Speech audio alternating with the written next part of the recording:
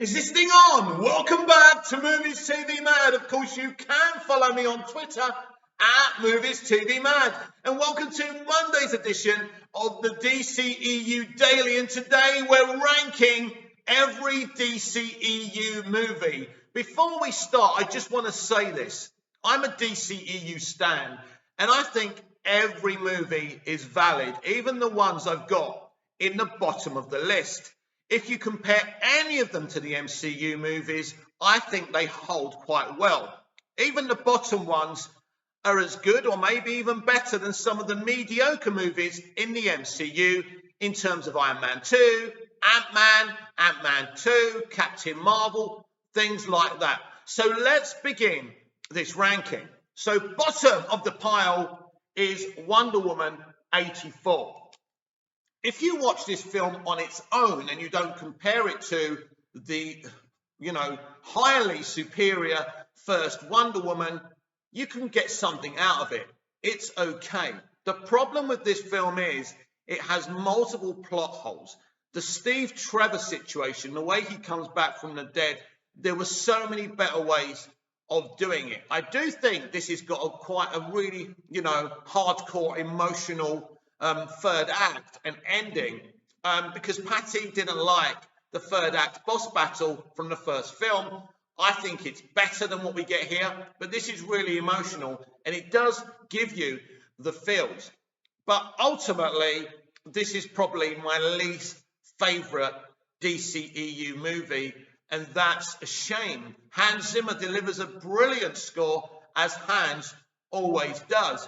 It's surprising to me that Jeff Johns wrote this with Patty Jenkins, and Jeff Johns, the writer of such comics like Flashpoint, loads of Green Lantern comics. The man's a really good comic book writer. I'm surprised that he and Patty delivered this. This is what happens when you leave Patty Jenkins to her own devices, and it's proof that she couldn't have been solely responsible for the first Wonder Woman movie. So next on my ranking is Birds of Prey. Definitely a much better film than Wonder Woman 84. As a film, it's quite good. It's got some good moments, but the action isn't very good. Kathy Yan, I don't know why Margot Robbie and her Lucky Chap production company chose her, and taking the Birds of Prey out of their comic book accurate costumes was again all about identity politics, because this is how these people work. But there are some good moments in this. I just don't think this is the best representation of live action Harley Quinn. But, and here's another issue, by the way, as well. The Birds of Prey, who get, the big words, the big title there, are like a second thought in this movie. This really is Harley's movie. Harley has no business even being in this movie, and a lot of people also said that. But as I say, it's not the worst movie ever, and it is comparable to the more mediocre MCU movies. Next on my ranking is James Gunn's The Suicide Squad. With all good conscience, I couldn't put this above the original Suicide Squad movie. This movie is made on the bones of David Ayer. David Ayer not only made a Suicide Squad movie that he wrote and directed that we never saw, the movie we saw wasn't his movie. He was tapped to do a Gotham City Sirens, a Harley and a Joker movie. He was going to do them all, and he would have done them great. He was punished because he made apparently a too dark of a Suicide Squad movie. But I would say this: does the Suicide Squad from the comics need to be dark or full of gags like this movie? It's interesting. In terms of James Gunn's The Suicide Squad as a movie, it's a really good movie. It has great cinematography. It's hugely entertaining. Again, I'm not overly happy with the representation of Harley Quinn. Apparently, this is more comic book accurate. I don't agree with that. There is a lot of identity politics in this film, as well as the Birds of Prey movie that actually has a lot of commentary, anti-male commentary, and that's something I don't like about it. But apart from that, it is a good film. Now, in terms of Bloodsport and Peacemaker, they're supposed to be a representation of toxic masculinity, and that's obvious. But also what Gunn's doing here is showing that men like this, there's something else to them. And that is just, bluster, what they put forward. So that's the whole thing about Bloodsport being afraid of Ratcatcher's rat and things like that. But as I say, there's some brilliant moments in this film. The Thinker, played by Peter Capaldi, is absolutely fantastic. The characters are great. It looks great. It's a hugely entertaining entry in the DCEU. And just to say, I'm just going to call Peacemaker, the series on HBO Max, a companion piece and rank it alongside James Gunn's The Suicide Squad. So next we've got the original, the OG Suicide Squad movie. And I'm very well aware that this isn't really David Ayer's vision. But despite that, this is a great continuation of Batman vs. Superman, Dawn of Justice. The movie opens up to Waller saying, Superman changed the world when he flew across the sky. He changed it again when he didn't. We also get a great cameo from Batman, that moment when Deadshot's about to shoot him and his daughter stands in the way is a brilliant moment. Batman is great in this movie. Bruce Wayne in the post-credit scene with Waller. Something from the comics was really great as well. I think the characters in this movie are really represented brilliantly. And as I said earlier, this is the best representation of Harley Quinn.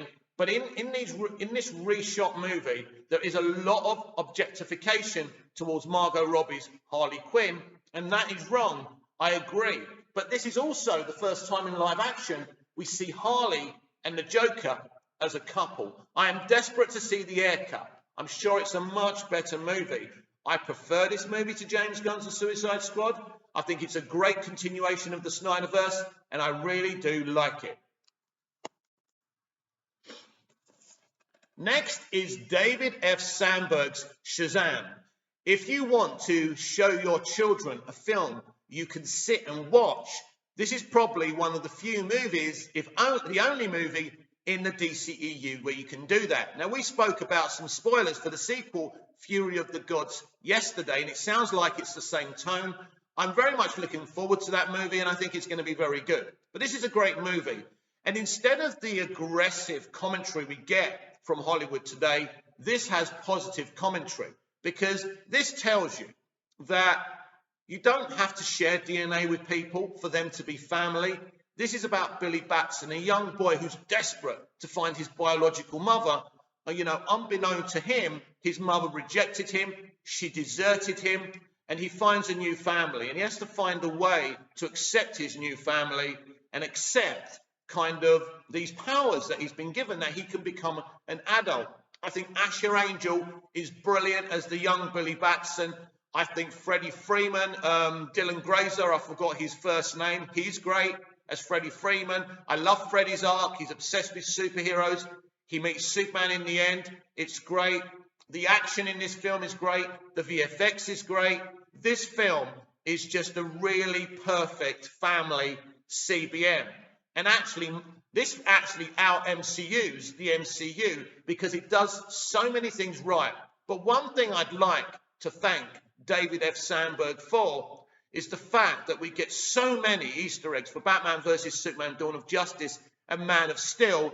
He makes this a connective tissue to the previous movies. Now, this is something that no director has really done since Zack Snyder was disbanded from the DCEU. And let me be clear, that's the issue I have with Warner Brothers Pictures, the disbanding of Zack Snyder, which made this franchise so inconsistent. They let him finish, they could have started their vision, and there wouldn't have been any issue. But in terms of the DCEU films, I really do like them. And this is a great entry into the DCEU. Here's a movie I absolutely love, but shouldn't exist. This movie was probably under more pressure than any other movie, this Aquaman movie, because, you know, as I say, the DCEU should have really been disbanded after Justice League, but it wasn't. And I think we would have been missing out on something special if we never saw James Wan's Aquaman. As I say, James Wan and this film were under extreme pressure to deliver something special. James Wan fought with the studio when they wanted quick trailers. He said, not until I perfect the VFX. This is one of the most stunning films I've ever seen in comic book movies in terms of VFX. But as much as it's stunning visually, it's stunning emotionally. It takes Arthur Curry to the journey of just being Arthur Curry to becoming the real Aquaman we know in the comics. You know, people won't want to hear this, but Amber Heard is an absolutely fantastic mirror.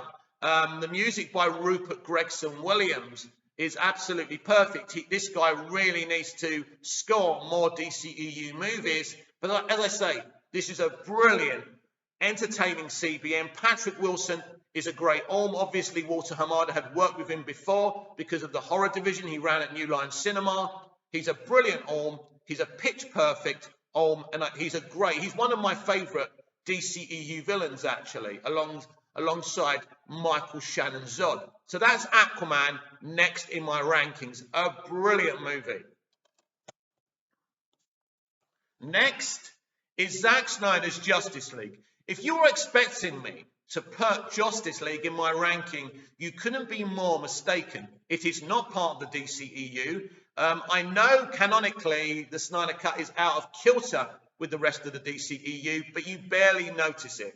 Now, you and I wouldn't make a Justice League movie this way. I think most of us would admit doing a Superman Rebirth story is not the best of moves in a Justice League movie, which means you don't barely see any Superman until the final act. It's a problem. What I would have done personally, and some people believe that Superman was killed off too soon in the DCEU. I don't agree with that. But what you do is you keep him dead in Suicide Squad, as they did, Wonder Woman. Then you do a Green Lantern movie, a Cyborg movie, a Flash movie.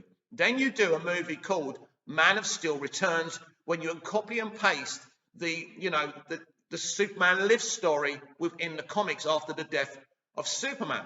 And then after Man of Steel Returns, then you can do a Justice League movie, and they wouldn't have had these problems. It wouldn't have been an issue. But in terms of this Justice League movie, for anyone else who's potentially speaking to Warner Brothers about doing a Justice League movie, you're going to have a lot of problems, because this is such an artistic win for Zack Snyder and DC. It's so stylized. It's so beautiful. The cinematography, of course, is beautiful because it's Zack Snyder, but the story is amazing. The 4-hour runtime gives the characters room to breathe, like the expansive extended moments we get with Cyborg when he helps the woman who can't pay her rent. That's amazing. So there's storytelling here, and it really works. I think Ben Affleck is the pick of the bunch in this movie. His Batman is evolving after he feels responsible after Superman dies, and he's literally building a Justice League in honor of Superman, and that's a brilliant take. If you haven't seen this movie, you should. It will take 4 hours out of your day, but believe me, you'll be all the better for it. So we have 3 movies to go. So what is next?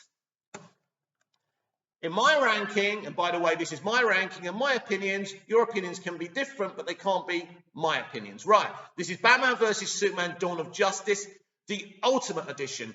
I loved the 2.5-hour version that was originally released to theaters, but you could tell there was something missing. Again, WB Pictures, interfering with Zack's vision. But when we saw the Ultimate Edition, and I saw the Ultimate Edition in a theatre actually, and it was a beautiful experience. This is brilliant. Now, there's people who love this film, and there's people who hate this film. I agree with all the talking points that were made for and against this movie. Now, thankfully, I can say that, as I've already done, that I love this movie.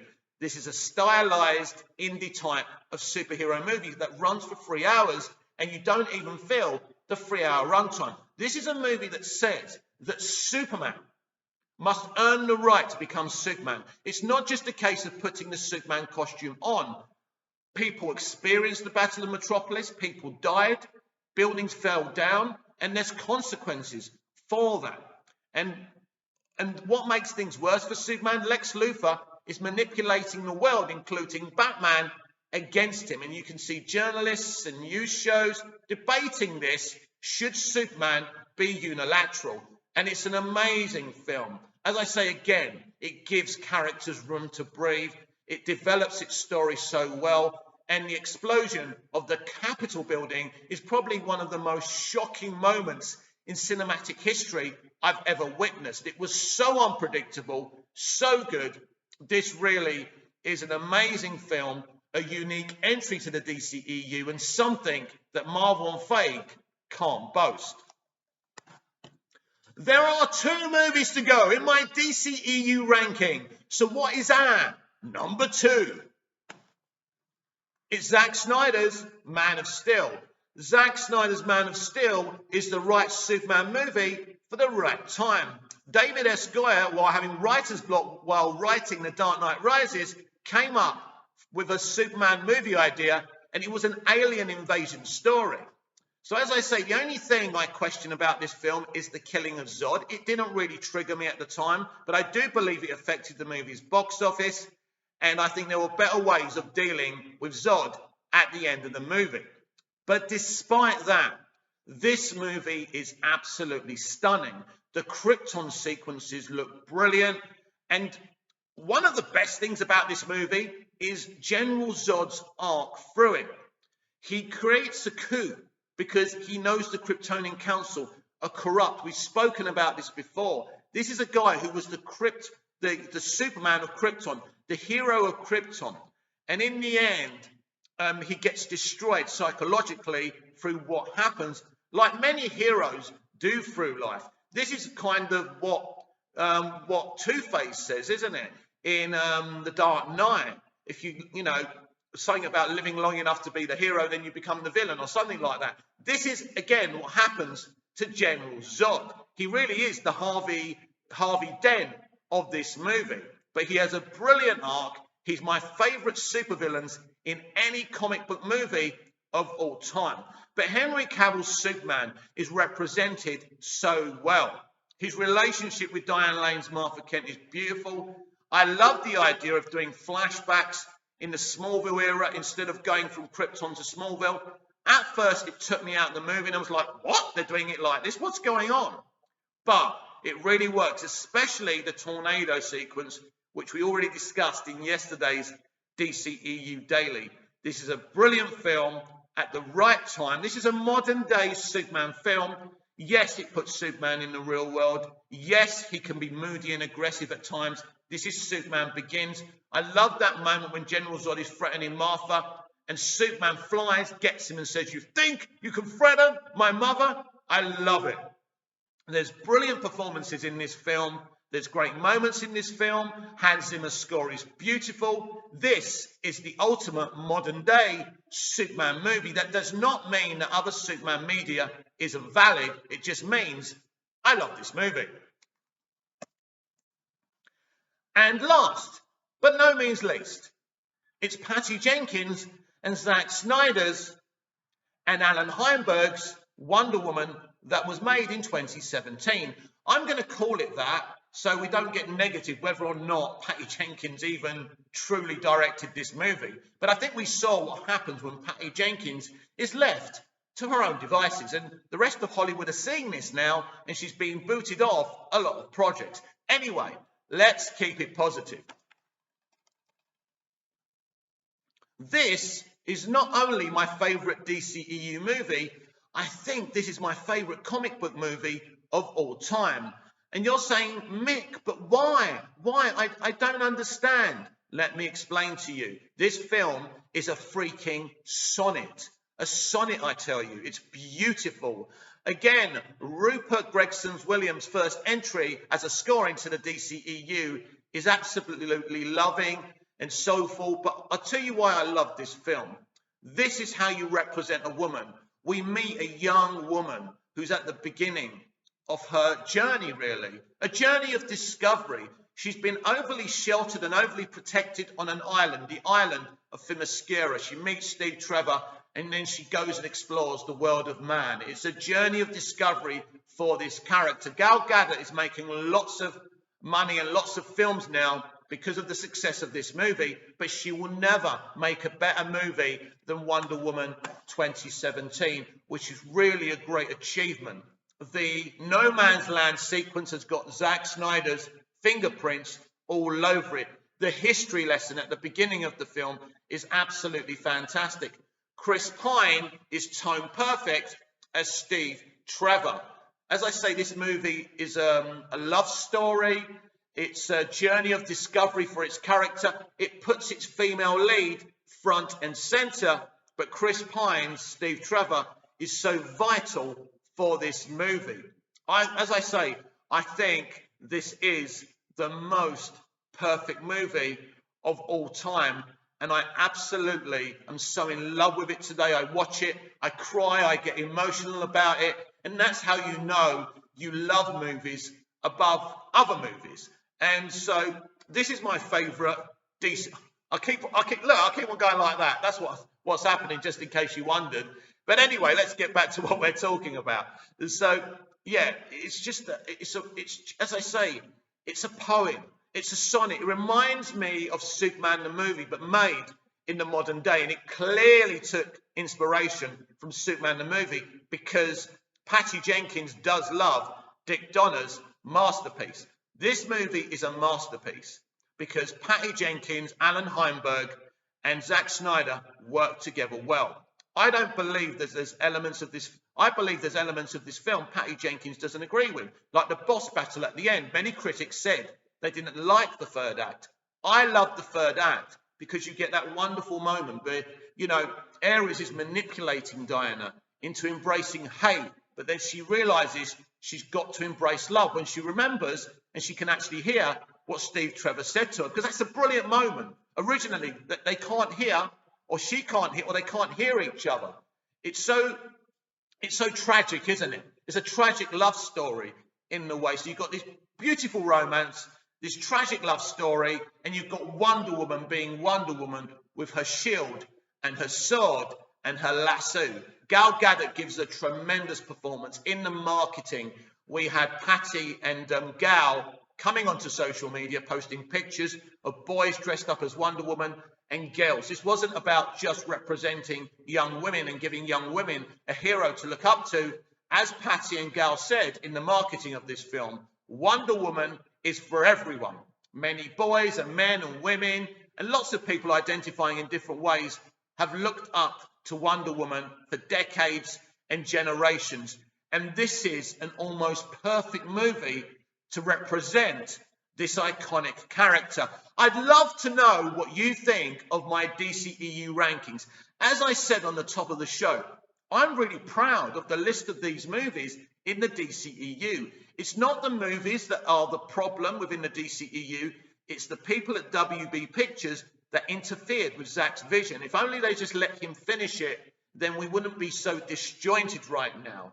But hopefully the future holds more certainty, and so we don't keep on getting this negativity. Because I've been so negative for the past week, I thought, let me do a ranking. Let's bring some positivity. Let's celebrate these DCEU movies. This has been Movies TV Mad. I'm Mick, your host with the most. Just ask your girlfriends and your wives. Like, share, comment, subscribe, hit the notification bell so you never miss this perfection. And I'll see you later on, either when I'm live tonight or in the next video. Until then, goodbye, au revoir, auf Wiedersehen. See you again soon.